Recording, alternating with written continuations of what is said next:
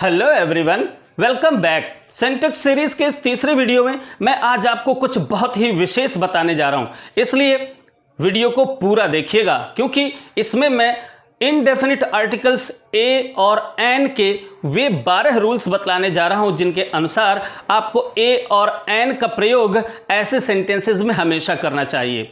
इसके बाद मैं आपको बतलाऊंगा कुछ ऐसे फ्रेजेस जिनमें ए का प्रयोग तो हर हाल में होता ही होता है, और फिर अंत में जाकर मैं आपको वे बहुत ही इंपॉर्टेंट रूल्स बतलाऊंगा जहां पर आपको आर्टिकल्स का प्रयोग करना ही नहीं होता है, स्पेशली ए और एन का प्रयोग तो करना ही नहीं होता है। तो चलिए वीडियो को शुरू करते हैं।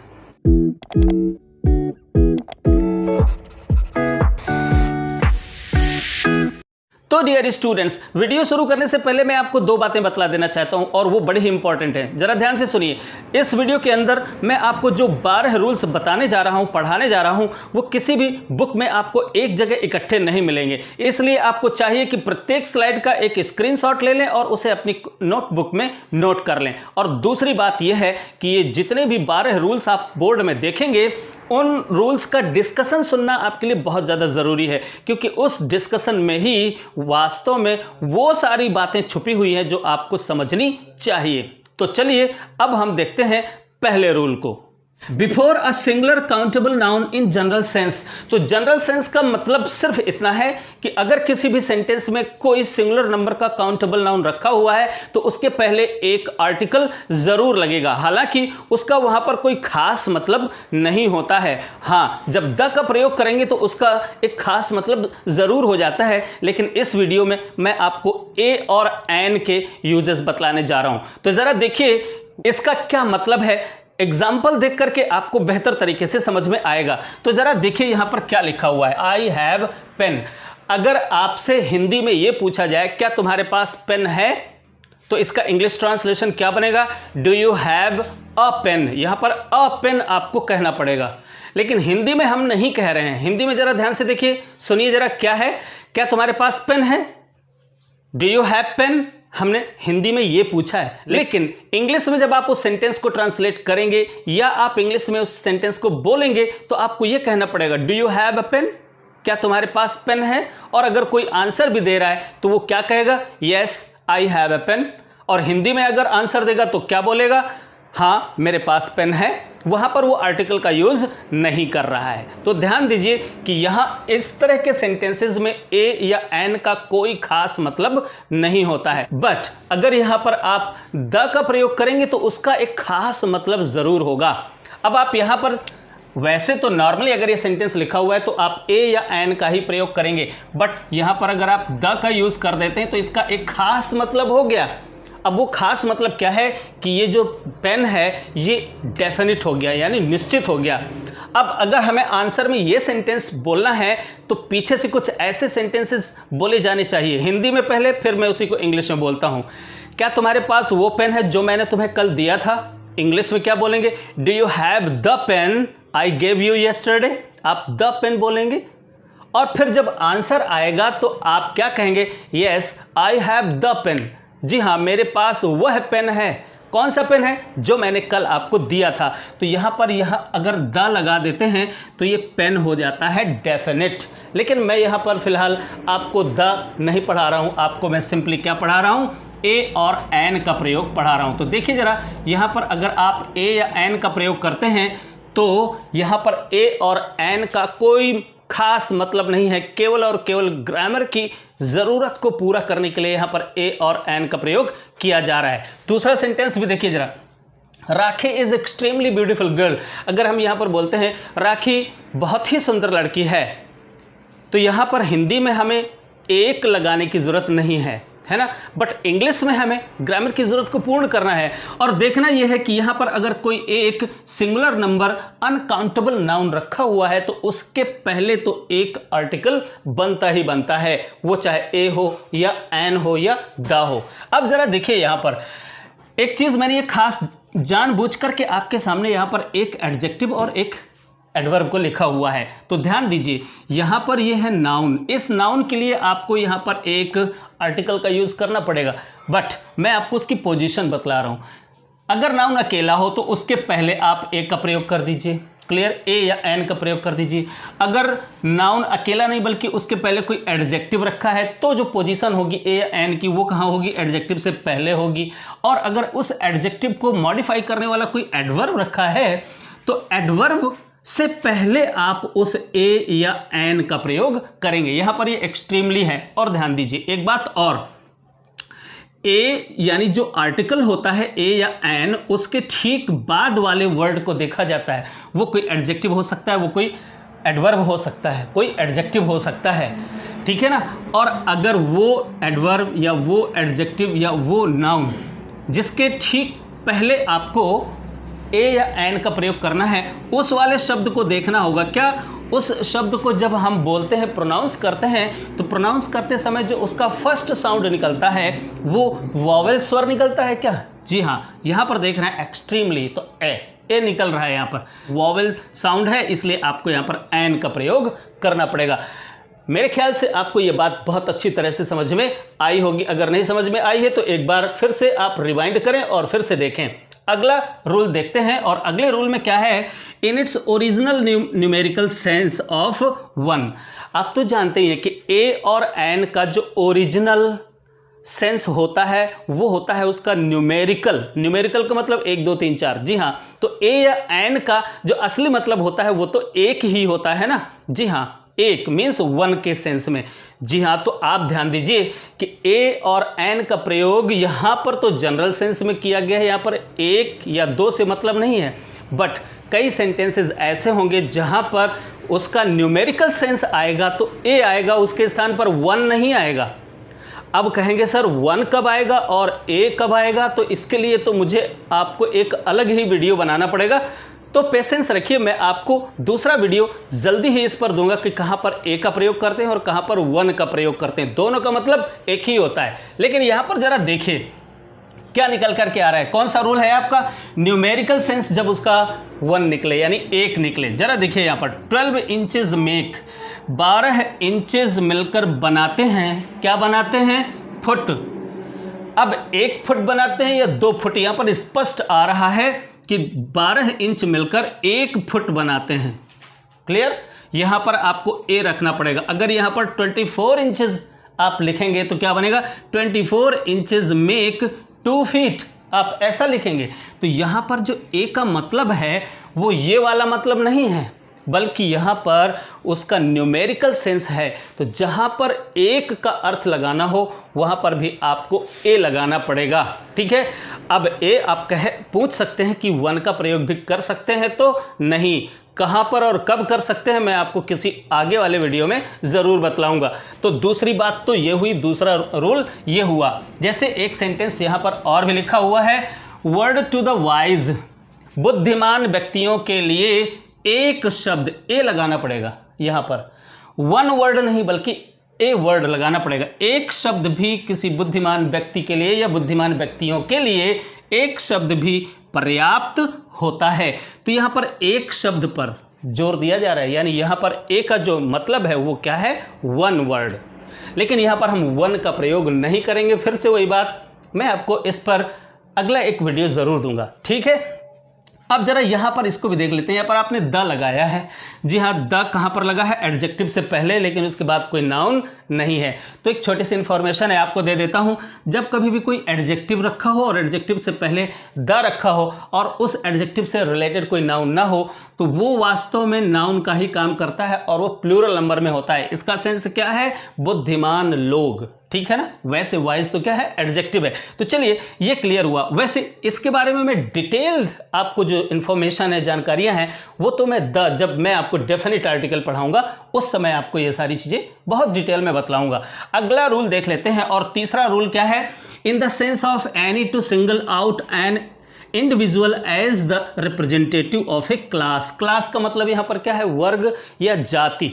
तो ध्यान दीजिए, किसी एक जाति या किसी एक वर्ग के को रिप्रेजेंट करने के लिए, रिप्रेजेंटेटिव प्रतिनिधित्व करना, अर्थात किसी भी जाति या वर्ग को प्रकट करने के लिए जब ए का अर्थ एनी हो, एनी का मतलब कोई भी के सेंस में आए अगर, ठीक है ना, तो वहाँ पर हमें ए या एन का प्रयोग करना चाहिए।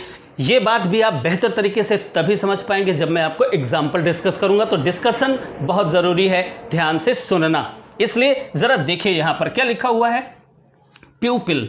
यहाँ पर क्या लिखा है, काऊ। ये देखिए शिष्य, और ये क्या है, काऊ। मीन्स ये कॉमन नाउन्स हैं। क्लियर? कॉमन नाउन्स क्या होते हैं, वही जातिवाचक संज्ञा, यानी जाति। ये क्लास है। काऊ क्या है, एक प्रकार की जाति है। प्यूपिल भी क्या है, एक प्रकार की जाति है। उसी को हम यहाँ पर क्लास कहते हैं। ठीक है ना। अब अगर कोई एक सिंगुलर नंबर काउंटेबल नाउन रखा है तो वो पूरी की पूरी जाति का प्रतिनिधित्व करने के लिए उसको चाहिए एक आर्टिकल। क्या चाहिए, एक आर्टिकल चाहिए। ए चाहिए या एन चाहिए। ठीक है। अच्छा, इसका मतलब क्या है, इसको अच्छे तरीके से समझिए। A pupil should obey his teacher. किसी शिष्य को, यानी कोई भी शिष्य हो, यानी हर शिष्य को अगर ए नहीं लगाते हैं तो यहाँ पर प्यूपिल्स होगा। ठीक है, ध्यान से रखिए। अगर ए नहीं लगाते तो प्यूपिल्स होगा, और अगर ए लगा देंगे तो भी वही बात है। ध्यान दीजिए, यहाँ पर ये जो प्यूपिल है, ये एक प्यूपिल नहीं है, बल्कि पूरे के पूरी जाति को यहाँ पर रिप्रेजेंट किया जा रहा है। पूरी की पूरी क्लास को रिप्रेजेंट किया जा रहा है। इसका तात्पर्य यह है कि जितने भी शिष्य लोग हैं या शिष्य जाति को, यहाँ पर आप ये कह सकते हैं, शिष्य जाति को अपनी टीचर की आज्ञा का पालन करना चाहिए। ये है एक मतलब। यहाँ पर एक का मतलब ये नहीं कि एक शिष्य को, जी नहीं, यहाँ पर एक शिष्य को अपनी टीचर का आज्ञा का पालन करना चाहिए, ये मतलब नहीं है। बल्कि अगर कॉमन नाउन उससे पहले ए लगाया तो ये क्या करेगा, ये अपनी क्लास को रिप्रेजेंट करने लग जाएगा। और यहाँ पर किसी भी, यहाँ पर ए का मतलब एक नहीं बल्कि एनी है। इसका अर्थ यहाँ पर क्या है, एनी। एनी का मतलब किसी भी शिष्य को अपने टीचर की आज्ञा का पालन करना चाहिए। इसी प्रकार से दूसरा सेंटेंस भी है, a cow is a useful animal. Means cows are useful animals. ये है इसका मतलब, यानी जो गायें होती हैं वो उपयोगी। तो कोई एक गाय तो उपयोगी नहीं होती ना। तो यहाँ पर ए का मतलब कोई एक नहीं है। ए का मतलब यहाँ पर क्या है, एनी। मीन्स कोई भी जो गाय होती है, तो गाय जाति, यहाँ पर गाय जाति है, क्लास है। तो गाय नामक जो जाति होती है वो क्या है, वो एक उपयोगी जानवर होती है। ये है। तो यहाँ पर देखिए ए का मतलब वन निकल रहा है, और यहाँ पर ए का मतलब एनी। एनी माने किसी भी, कोई भी एक, उसका मतलब ये निकल रहा है। ठीक है। अब चलते हैं अगले रूल की ओर। और अगला रूल क्या है, before a proper noun when the person is unknown to the speaker. इस नियम को समझना बहुत ज़्यादा ज़रूरी है, क्योंकि यहाँ पर बच्चे लोग तो हर हाल में गलती करते ही हैं। क्यों गलती करते हैं, क्योंकि बच्चे लोगों को ये पता होता है कि किसी भी प्रॉपर नाउन्स के पहले किसी आर्टिकल का प्रयोग नहीं होता है। कि जनरल यही धारणा सबकी होती है, लेकिन ऐसा नहीं है। ज़रा ध्यान दीजिए, जो यहाँ पर एग्जाम्पल्स लिखे हैं इनको बड़े ध्यान से पढ़िए। और क्या लिखा हुआ है, this novel has been written by Rahul. ये नावल राहुल के द्वारा लिखा गया है। ये सेंटेंस सही है, बिल्कुल सही है, नो प्रॉब्लम। ठीक है ना। लेकिन क्या यहाँ पर हम ए का प्रयोग कर दें तो क्या ये गलत हो जाएगा? ध्यान से पढ़िए और ज़रा सोचिए। अगर हम ए का प्रयोग कर देते हैं तो क्या ये गलत हो जाएगा? बिल्कुल नहीं, गलत नहीं हो जाता। तो आप जब भी किसी कॉम्पिटिटिव एग्ज़ाम में बैठे हो और यहाँ पर ये पोर्शन अगर डी पोर्शन है, ये पोर्शन आपका सी पोर्शन है, और सपोज़ ये आपका ए पोर्शन है, और ई पोर्शन में नो एरर लिखा हुआ है। ठीक है ना। तो अब आप ध्यान से देखिए, यहाँ पर आप ये जो प्रॉपर नाउन है, प्रॉपर नाउन से पहले आर्टिकल लगा हुआ है। तो कहीं ये ना सोच बैठे कि किसी प्रॉपर नाउन से पहले तो कोई आर्टिकल आता नहीं है, तो आप इसी को, इसी डी नंबर को गोला करके आप एरर फाइंड कर रहे हो, इसी डी नंबर को आप ब्लैक करके आ जाएं। जी नहीं, ये सेंटेंस पूरी तरह से सही है। और अगर ए आ जाता है तो उसका बस एक थोड़ा सा मीनिंग अकेले बदलता है, बाकी वो बिल्कुल सही होता है।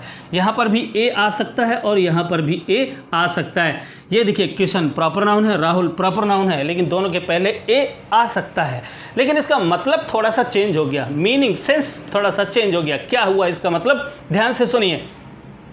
This novel has been written by a Kishan. A Rahul अगर हम बोल देते हैं तो इसका मतलब क्या हुआ, ये नॉवेल लिखी गई है किसी राहुल के द्वारा। किसी राहुल के द्वारा का मतलब क्या हो गया जो स्पीकर है, इस सेंटेंस को बोलने वाला जो व्यक्ति है, सपोज मुझे ही मान लीजिए, मैं ही इन सेंटेंसेस को बोल रहा हूँ, और अगर मैं उस राहुल नामक पर्सन को व्यक्तिगत तौर पर नहीं जानता हूँ, वो मेरे लिए अनजान है, तो जब अनजान व्यक्ति होता है तो उसके पहले आप ए लगा देते हैं। बट अगर ए नहीं लगा है तो इसका मतलब है कि बोलने वाला व्यक्ति यानी मैं राहुल से बहुत भली भांति परिचित हूँ, वो मेरे लिए कोई अनजान व्यक्ति नहीं है। बस इतना सा अंतर होता है।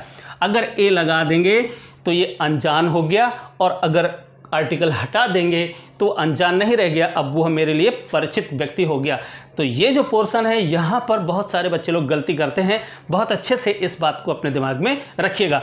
दूसरा सेंटेंस भी वैसे ही है, this parcel was sent to me, ये पार्सल मेरे पास भेजा गया, किसी किशन के द्वारा भेजा गया। ऐसा कोई किशन नाम का व्यक्ति है जिसको मैं नहीं जानता हूं। क्लियर? तो इस तरीके से आप यहां पर प्रॉपर नाउन से पहले भी आप किसी अननोन पर्सन से पहले आप क्या कर सकते हैं, आर्टिकल ए का प्रयोग कर सकते हैं। अगला रूल देखिए, बहुत ही इंपॉर्टेंट है। अगला रूल भी बच्चे लोग यहां पर काफी मिसिंग कर देते हैं, वैसे यहां पर करना नहीं चाहिए। क्या है देखिए, बिफोर अ काउंटेबल नाउन, एक काउंटेबल नाउन से पहले आर्टिकल का प्रयोग तो होता ही है, आप तो जानते हैं, सिंगुलर नंबर।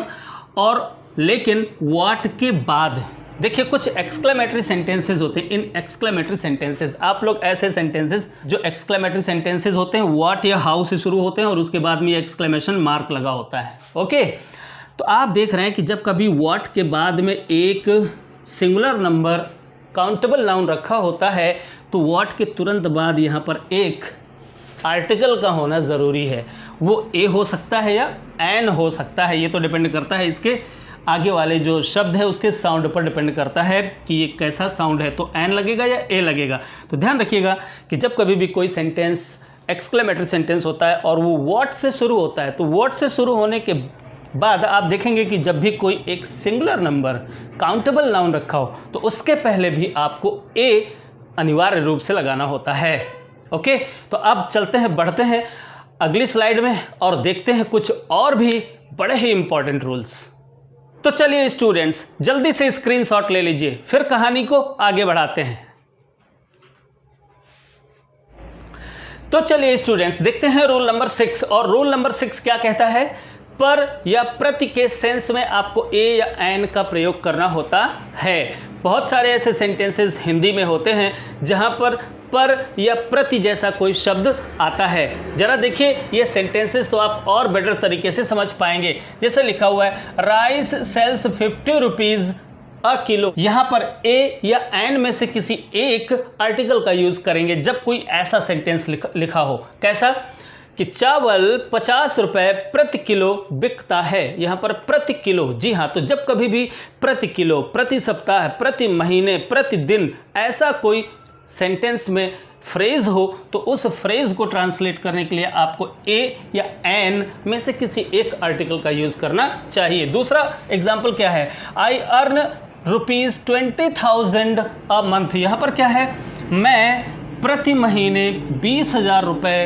अर्न करता हूँ। तो प्रति महीने, तो प्रति का जब कोई सेंस निकलता है यानी पर का जब सेंस निकलता है तो वहाँ पर आपको ए या एन का यूज करना चाहिए। ओके, अब देखते हैं रूल नंबर 7। रूल नंबर 7 क्या कहता है, बिफोर द वर्ड्स, यानी ऐसे शब्दों से पहले जो शो करते हैं क्या, काउंटिंग। काउंटिंग का मतलब गिनती। तो गिनती शो करने वाले शब्दों से पहले भी आपको ए या एन का प्रयोग करना चाहिए। जरा वो शब्द देख लेते हैं जो काउंटिंग को शो करते हैं। जरा देखिए, जैसे कोई लिखा हो 100 तो उससे पहले आपको ए 100 लगाना चाहिए, ना कि 100। 100 कब लगाया जाएगा मैं आपको अगले वीडियो में ज़रूर बतलाऊंगा। देखिए 1000 भी नहीं करेंगे, हम क्या लिखेंगे, 1000 लिखेंगे, अ मिलियन लिखेंगे, अ कपल लिखेंगे या अ डजन लिखेंगे। ध्यान रखिएगा कि इन सभी शब्दों से पहले ए या एन का प्रयोग ही आप करेंगे। और 1 का प्रयोग आप कब करेंगे तो थोड़ा सा वेट करिए, मैं आपको ए एन और 1 के बीच का डिफरेंस एक अलग ही वीडियो में बताऊंगा। आगे देखते हैं कुछ एग्जाम्पल्स। देखिए, ही हैज़ 100 पेन्स, उसके पास 100 पेन हैं। अगर ये लिखना है तो आपको कैसे कहना चाहिए ही हैज़ 100 पेन, आपको 100 पेन्स नहीं कहना है। ही हैज़ 100 पेन्स, आपको ऐसा नहीं बोलना है, 100 पेन्स लिखेंगे। I have purchased 3.5 kilo sugar, मैंने 3.5 किलो चीनी खरीदी। अब यहाँ पर देखिए ज़रा 3.5 किलो, ये कैसे लिखा जाएगा? 3.5, आपको यहाँ पर हाफ से पहले एक आर्टिकल का प्रयोग करना पड़ेगा। तो अब 3.5 आपको लिखना है, तो 3.5 इसके लिए आपको 3 लिखना पड़ेगा, एंड लगाना पड़ेगा, और फिर हाफ से पहले आपको एक का प्रयोग करना पड़ेगा। तो इस तरीके से आप लिखेंगे 3.5 किलो शुगर। अगर ऐसा ही आ जाए जैसे 2.25, यहाँ पर आपको 2.25 लिखना है, तो क्या करेंगे आप? जैसे ये क्या है? 2.25, ये क्या है?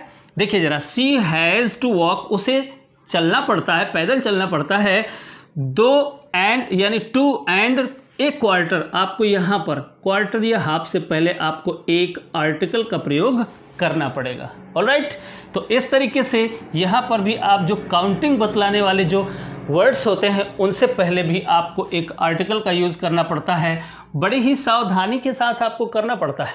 क्लियर? आगे देखते हैं रूल नंबर 8। और रूल नंबर 8 क्या कहता है? Before the words showing professions.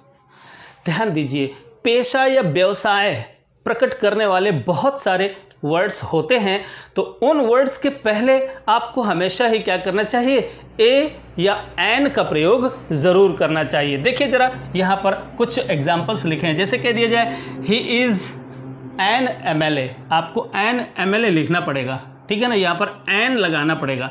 He is an MP, ये भी क्या है? ये सब के सब पेशा हैं या व्यवसाय जैसे वर्ड्स हैं, तो यहाँ पर भी क्या है? आपको एक आर्टिकल का यूज़ करना पड़ेगा। He is an MLA, he is an MP, he is an SDO, आपको ऐसा कुछ लिखना पड़ेगा। ओके, अगला सेंटेंस है, देखिए जरा, सी इज़ अ नर्स। तो इस तरह के जब कभी भी कोई प्रोफेशन शो करने वाले वर्ड्स आए और वो सिंगुलर नंबर हो तो और काउंटेबल भी हो, तो उनसे पहले आपको एक आर्टिकल का प्रयोग करना चाहिए।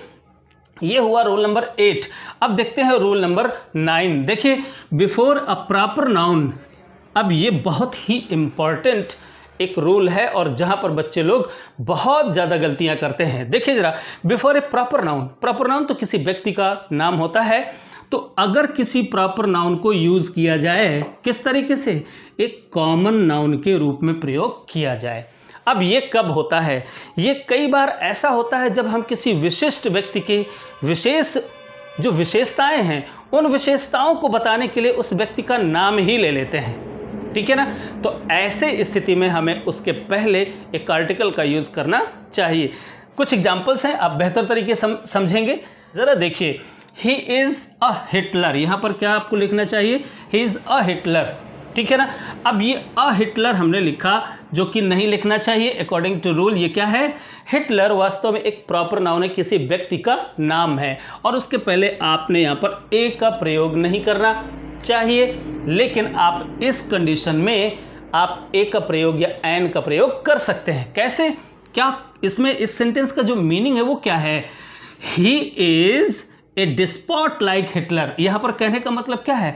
कि वह है हिटलर के समान एक तानाशाह है। तो हिटलर की क्या खूबी थी, क्या विशेषता थी?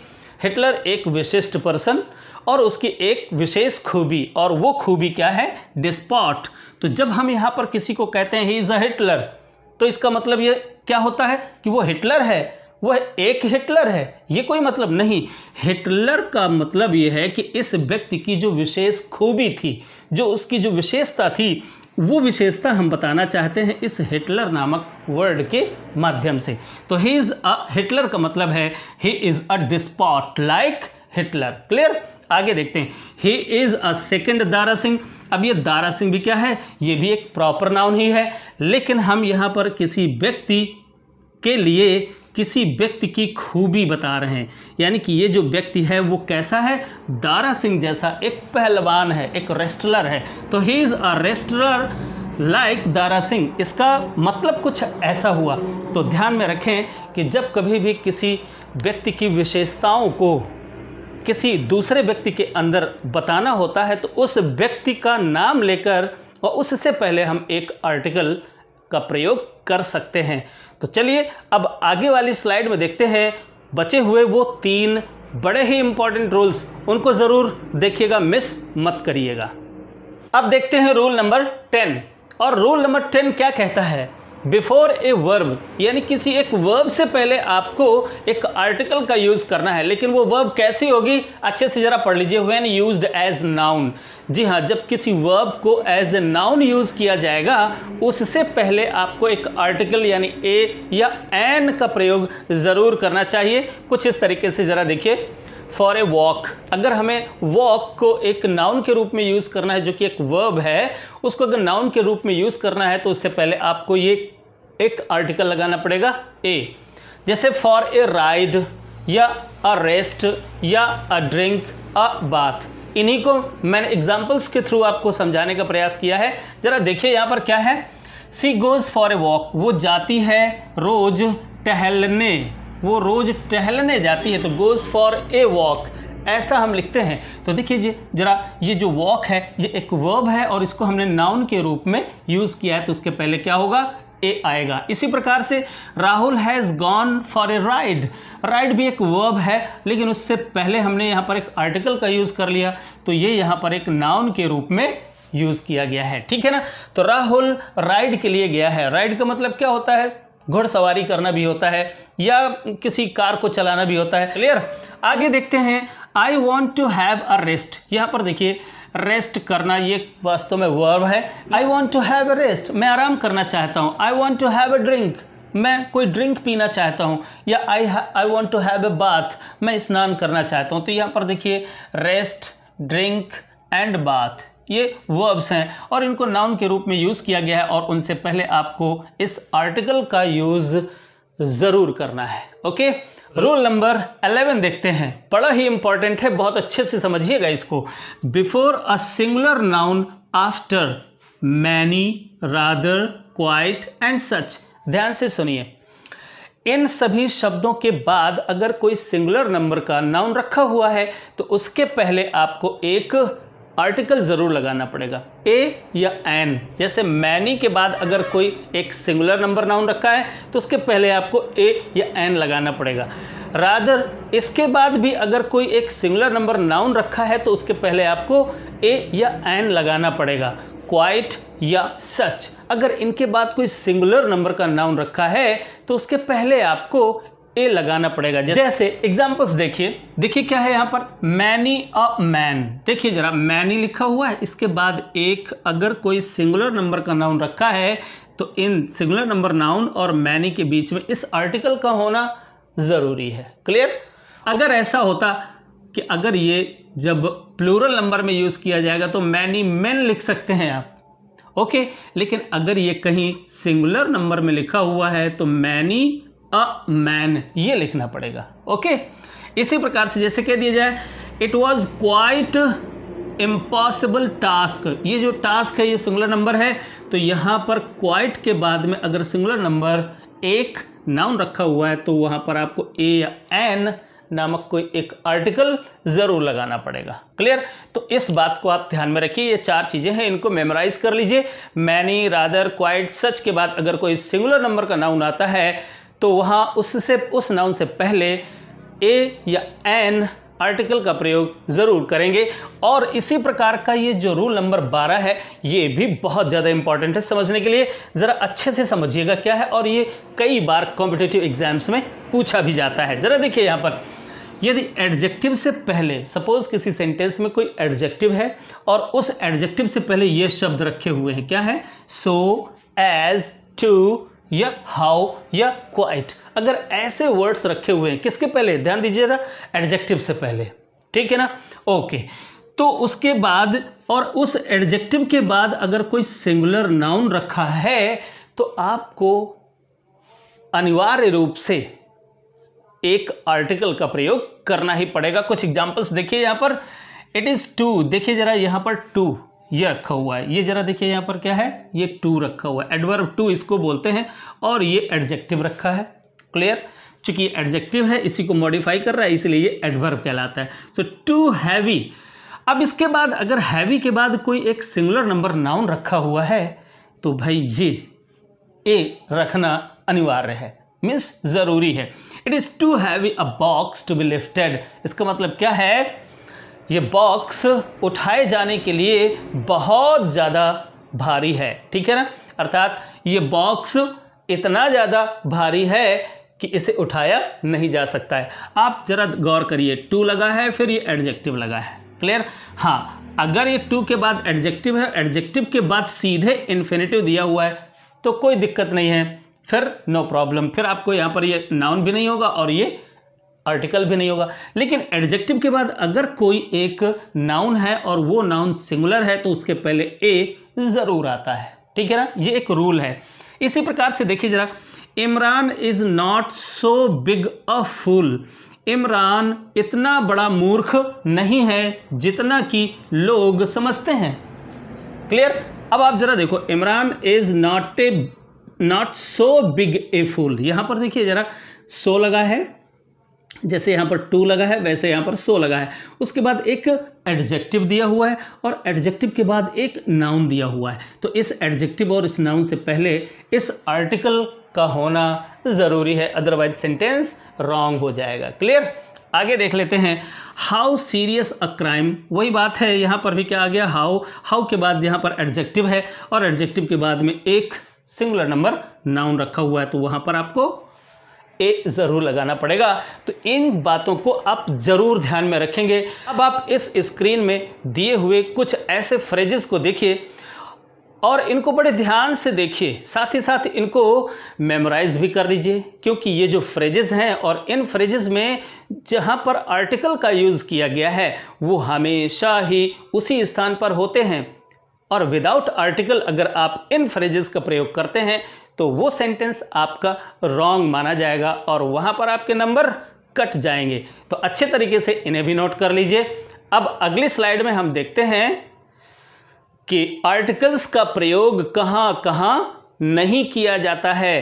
अभी आपने देखा कि आर्टिकल्स का प्रयोग हम कहाँ कहाँ पर अनिवार्य रूप से करते हैं। अब आप देखिए कि आर्टिकल्स का प्रयोग हमें कहाँ पर बिल्कुल नहीं करना होता है। हालांकि वहाँ पर कुछ एक्सेप्शंस हैं, अपवाद हैं, मैं उन्हें भी डिस्कस करूँगा। अब आइए चलते चलते ये भी जान लेते हैं कि आखिर आर्टिकल्स का प्रयोग सामान्य तौर पर हम कहाँ कहाँ पर नहीं करते हैं।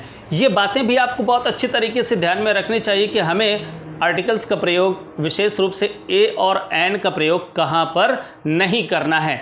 तो बहुत ज़्यादा बातें नहीं हैं, लेकिन फिर भी जो भी हैं उन्हें आपको बहुत अच्छे तरीके से अपने मन में बिठा लेना चाहिए। ज़रा देखिए, मैंने यहाँ पर कुछ लिखा हुआ है। ए एन का प्रयोग सामान्य स्थितियों में, ध्यान रखिएगा, सामान्य स्थितियों में नहीं किया जाता। हाँ, कुछ असामान्य जो स्थितियाँ होती हैं उनमें ज़रूर किया जाता है। कब किया जाता है ये मैं आगे आने वाले सिंटेक्स के जो अदर वीडियोस हैं मैं उनमें बतलाता रहूँगा आपको। फिलहाल यहाँ पर देखिए क्या है, प्रॉपर नाउंस के पहले आपको कभी ए और एन का प्रयोग नहीं करना होता है, लेकिन अभी मैंने कुछ आपको ऐसे सेंटेंसेस बतलाए थे जिनमें प्रॉपर नाउंस के पहले भी कुछ आर्टिकल्स का यूज़ किया गया है। वहाँ पर कुछ अपवाद छोड़कर यहाँ पर कुछ अपवाद थे जो मैंने पीछे वाली स्लाइड में आपको डिस्कस किए हैं, लेकिन जनरली हम प्रॉपर नाउंस के पहले किसी आर्टिकल का प्रयोग नहीं करते हैं। अच्छा, दूसरी बात क्या है, प्लूरल नाउंस के पहले हमें आर्टिकल्स का प्रयोग नहीं करना है। आर्टिकल में विशेष रूप से ए और एन का प्रयोग नहीं करना है। मैं इस वीडियो में आर्टिकल्स के रूप में जो बात कर रहा हूँ वो केवल ए और एन की बात कर रहा हूँ, उसमें आप द को शामिल नहीं करिएगा। ओके, अगली बात देखते हैं कि अनकाउंटेबल नाउंस के पहले जितने भी नाउंस होते हैं जो काउंटेबल होते हैं उनके पहले आप ए या एन का प्रयोग करते हैं, लेकिन जितने भी अनकाउंटेबल नाउंस होते हैं अर्थात जिनकी गिनती 1 2 3 में नहीं की जा सकती है, ऐसे नाउंस के पहले जनरली हम ए और एन का प्रयोग नहीं करते हैं। लेकिन वहाँ पर बहुत सारे एक्सेप्शंस आपको देखने को मिलेंगे। एक्सेप्शंस नहीं, इनफैक्ट अगर हम कहें कि उन अनकाउंटेबल नाउंस को कुछ अपनी तरफ से जोड़ करके कुछ और फ्रेज या शब्दों को जोड़कर उन्हें काउंटेबल बनाया जाता है, तब कहीं जाकर उससे पहले हम किसी आर्टिकल का प्रयोग कर सकते हैं। आगे आने वाले वीडियोस में विशेष रूप से जब मैं आपको सिंटेक्स ऑफ नाउंस बतलाऊंगा वहाँ पर मैं इनको डिटेल में बतलाऊंगा। अच्छा, जैसे यहाँ पर कुछ मैंने एडवाइस, आपको एडवाइस क्या है, ये एक अनकाउंटेबल नाउन है, इसके पहले आप ए एन का प्रयोग नहीं करेंगे। बट अगर आपको एडवाइस के पहले करना ही है तो फिर आप कुछ ऐसे कर सकते हैं, अ पीस ऑफ एडवाइस, यानी आप इस एडवाइस को पहले काउंटेबल बनाएंगे, उसके पहले आप ए या एन का प्रयोग कर सकते हैं। तो ये कुछ ऐसे एग्जाम्पल्स हैं, मैंने आपको लिख दिए हैं यहाँ पर कि ये कुछ अनकाउंटेबल नाउन्स हैं और इसके पहले आप सामान्य तौर पर किसी ए और एन का प्रयोग नहीं करते हैं। अगला रूल देखते हैं, इनक्वेट वर्ब टर्न का प्रयोग जब नाउन के साथ किया जाता है तब हम उस नाउन के पहले ए और एन का प्रयोग नहीं करते हैं। अब ये कौन सी वर्ब है भाई, तो इस वर्ब के बारे में मैं आपको डिटेल में डिस्कस करूंगा वर्ब नामक टॉपिक में। जब मैं सिंटेक्स को पढ़ाते समय वर्ब आपको पढ़ाऊंगा तब आपको ये इस टाइप की जो वर्ब्स होती हैं उनके बारे में मैं आपको बतलाऊंगा। फिलहाल यहाँ पर एक एग्जाम्पल के थ्रू आपको समझाने का प्रयास कर रहा हूँ कि जो भी टर्न नाम की जो वर्ब है उसके बाद आपको यहाँ पर इससे पहले किसी आर्टिकल का प्रयोग नहीं करना। जैसे इसका मीनिंग क्या निकलता है, आई होप, मैं आशा करता हूँ, you will never turn politician, तुम कभी पॉलिटिशियन नहीं बनोगे। टर्न पॉलिटिशियन, तो जब कभी इनक्वेट वर्ब ये टर्न आती है उसके बाद एक सिंगुलर नंबर का नाउन होता है तो उससे पहले आपको आर्टिकल का प्रयोग नहीं करना होता है। बस ये कुछ सिंपल सी 3-4 बातें हैं जो आपको हमेशा ध्यान में रखनी है, लेकिन यहाँ पर कुछ अपवाद हो सकते हैं। ये सारी चीज़ें आगे आने वाले सिंटेक्स में बहुत सारा अभी कुछ पड़ा हुआ है, मैं वहाँ पर आपको सब कुछ बतलाऊंगा। बस आपको मेरे साथ बने रहना है, वीडियो को पूरा देखना चाहिए आपको। अगर आप लोग बीच बीच में कहीं पर स्किपिंग करते हैं या फास्ट फॉरवर्ड करते हैं तो फिर बहुत सारी चीज़ें मिस हो जाएंगी। इसलिए अगर आप एक सीरियस स्टडी करना चाहते हैं तो फिर आप इन वीडियोस को, लंबे लंबे वीडियोस को देखने की आदत बना लीजिए। मैं कोई आलतू फालतू की बात नहीं, केवल और केवल पढ़ाई की बात करता हूं। आप लोग तो देख रहे हैं, मैं बहुत कोशिश करता हूं कि कोई फालतू की बात ना हो, क्योंकि वीडियोस तो ऑलरेडी नेचुरली लंबे हो जाते हैं। अगर फालतू की बात करी जाएगी तो ये और भी लंबे हो जाएंगे। इसलिए मैं आप सभी लोगों को एडवाइस करता हूं कि वीडियोस को पूरा देखा करें, तभी आप चीज़ों को बेहतर तरीके से समझ पाएंगे। और ये वीडियोस उन लोगों के लिए तो बिल्कुल भी नहीं है जो केवल 2 महीने का कोर्स केवल 2 घंटे में पढ़ लेना चाहते हैं, ये वीडियोस उनके लिए नहीं है। अब अगले वीडियो में मैं आपको पढ़ाने जा रहा हूँ डेफिनेट आर्टिकल द का प्रयोग, और उससे रिलेटेड बहुत सारे रूल्स हैं। संभवतः उसके लिए भी आपको 2 वीडियोस तो देखने ही पड़ेंगे। तो मिलते हैं अगले वीडियो में, तब तक के लिए बाय बाय।